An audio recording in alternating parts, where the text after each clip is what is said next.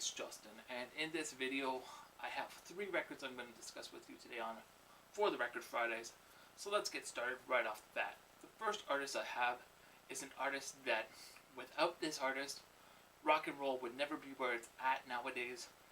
Guitar riffs in general would not be where they're at. This guy is by far the best guitarist of all time, in my opinion, and probably in a lot of your guys' opinion. And without his musical techniques and what he did for the music industry, like I said, music in general would just be totally different. The artist I'm referring to, of course, is Jimi Hendrix, and this album is Are You Experienced? This album came out in 1967, and there's the back artwork. This is the original copy, not a release or a remake. This is the original 1967 copy. So I'll go through the songs on the back and let you guys know what's on this album. First off, right off the bat, classic Jimi Hendrix song, Purple Haze. If you have not heard this song, I don't know where you've been, but this is such an amazing song. Then you have Manic Depression, which is another great song by Jimi Hendrix. Hey Joe. This album is just filled with great hits. Then you have Love or Confusion, May This Be Love, Don't Leave Today. Then the other on side 2 you have The Wind Cries Mary, which is another great Jimi Hendrix song. Fire. This song, of course, was made famous also by Jimi Hendrix when he set his guitar on fire at Woodstock. And just by him doing that solidified his... If he wasn't famous before that Woodstock performance is what put him beyond on the map. Then we have Third Stone from the Sun, another great song. Foxy Lady. If you guys have not heard Foxy Lady, I don't know where you've been. It was covered in the Wayne's World movie. It's been played pretty much on every rock station ever. And of course, Are You Experienced? Jimi Hendrix was known for his psychedelic style and the way that he did stuff. And there's also rumors that Jimi Hendrix, he used to wear a headband. There's rumors that in Jimi Hendrix's headband actually had soaked in acid, so when he performed, he actually, the acid soaked into his pores to help him play the guitar and sing better. It's just rumors, but it's one of those urban legends of artists that go out there.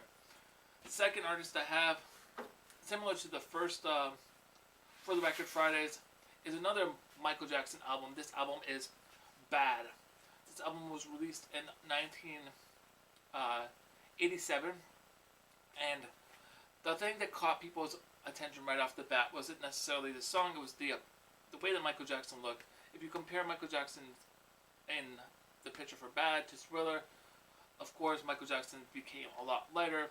At the time we didn't know his skin condition, so there was rumors about what was going on with Michael Jackson and his personal life when Bad was released. But Bad overall is a great album. And there's the inside. You have Michael Jackson in all kinds of different poses. And I'll go through the songs. Bad right off the bat. Music video, amazing. He's in like a subway station just doing crazy dance moves. It's sort of like Beat It with the whole gang vibe, but taken to a whole 90s level instead of 80s. And it was just shot in such great format. And he even redid it with children for his Moonwalk video that he released. And just seeing the kids do the stuff that the people were doing in the original was amazing as well. Then you have The Way You Make Me Feel, another great video he did where he's just walking in the rain dancing with a girl. Then you have Speed Demon. Speed Demon's one of those songs where if you're driving listening to the song, you're definitely going to be driving fast because it's got that bass line that's going to just make you want to speed up. Librarian Girl is a song that is one of his slow R&B-ish sort of songs. Just Good Friends is a song he released with Stevie Wonder. Of course, Stevie Wonder and him went back to the Motown years when Justified was originally getting into Motown. Stevie Wonder was the youngest person at Motown at the time, and Berry Gordy actually didn't want to have any more younger artists come into Motown because he was having enough problems selling and just how Stevie Wonder was acting back then.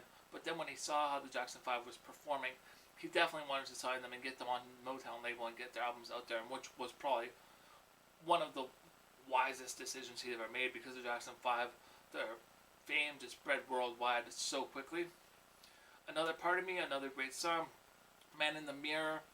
This song is a song that you hear all the time, and it's just got one of those feels to it whenever you hear it. You know, it's definitely a catchy song that you'll keep singing. I Just Can't Stop Loving You, another great song. Dirty Diana, another great song on this album. Smooth Criminal. This is another movie, another song that he made into a movie similar to Thriller that ended up into like a 20-minute movie. Basically, Michael Jackson is this criminal that goes out to save these kids that are being kidnapped and stuff like that. Joe Pesci's in it, and it's a really cool video because it's shot in sort of like 30-ish sort of gangster feel. So yeah, if you haven't seen the video, definitely check it out on YouTube as well, because it's a great video. So that's been Michael Jackson's Bad. And the last record I have for you guys today is a single. And the single that I have, I felt that, you know, with the release of Men in Black 3, it was just to show you guys the single.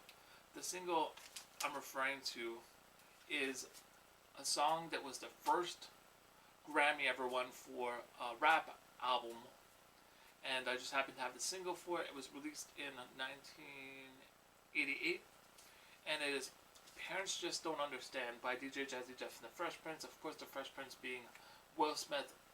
A lot of people don't know that Will Smith got the first Grammy for rap album, and this song, you know, his comedic sort of feel to just the albums that he released back in the 80s was what really put him on the track. It was sort of like pop, PG, hip hop, or rap, to go against sort of like the gangster feel that, you know, Ice-T and Ice Cube and NWA was releasing at the time. It was more parental friendly hip hop and rap. But like I said, this song is what won the Fresh Prince, Will Smith, the first Grammy for rap album, you know, ever. So it must have been a good song for its time. So those have been the 3 albums that I've discussed this week. You guys let me know what you guys think of them. Comment below, and I'll catch you guys later. One love, mad love, peace.